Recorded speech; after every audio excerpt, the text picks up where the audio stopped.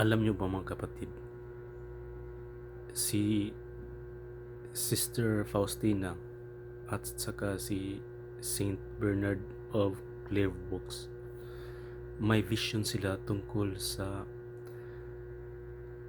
suffering ni Kristo.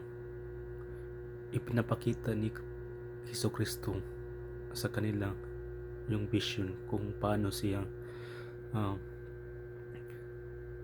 yung papunta siya ng doon sa Kalbaryo, no?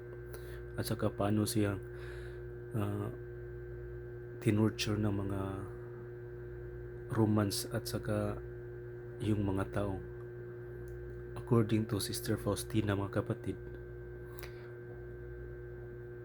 yung vision niya pinapakita sa kanya kay Hesus Kristo nung pinalo siya ng mga Roman soldiers ng mga matatalis na yung pangwip.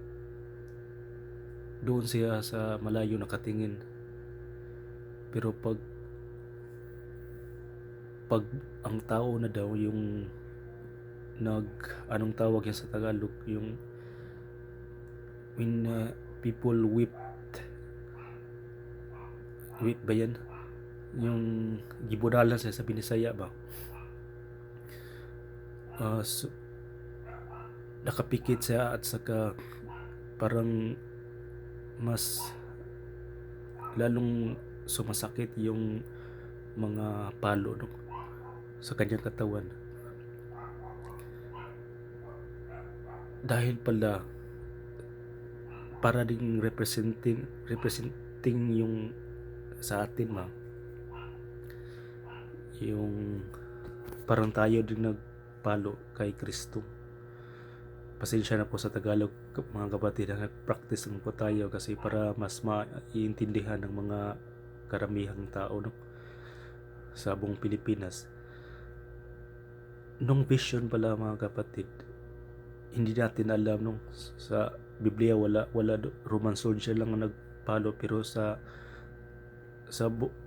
vision na pinapakita kay Sister Faustina, sabi ng ating Panginoong Jesucristo na mas lalo nang bumibigat at sumasakit yung katawan niya pag nung time na doon sa Jerusalem, yung mga all walks of life ba, yung mga tao doon, professional, yung mga ordinaryo, pinaghahampas pala si Kristo, no? At mas lalong mabigat at sumasakit yung katawan niya, at siguro umiiyak si Kristo.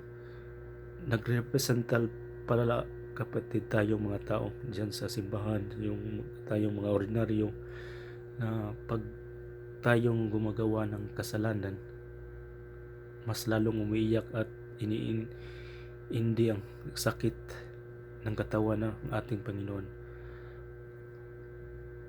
Yung isang saint mga kapatid, si Saint Bernard of Clairvaux, ipinapakita sa kanya ni Hesus Kristo yung vision na, di ba, sa yung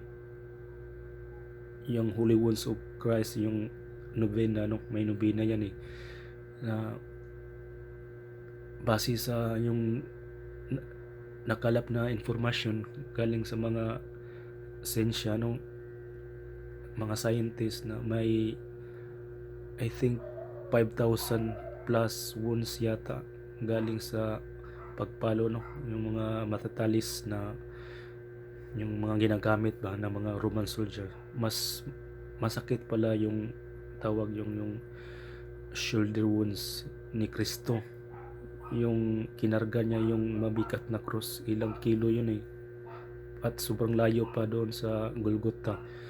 Kaya doon mga kapatid, parang hindi ipinapakita sobra daw mabigat at saka sakit kasi lumalalim sa matagalan ng pagkarga niya ng krus. Kaya may devotion ng um, shoulders of Christ, shoulder wounds of Christ.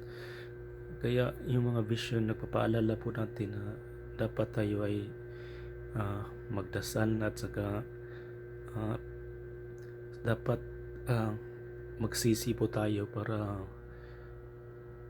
mas magaan ng pakiramdam ni Kristo. Hindi natin na mas lalong pinapabigat pa yung yung krus na pinapasan niya at saka yung mga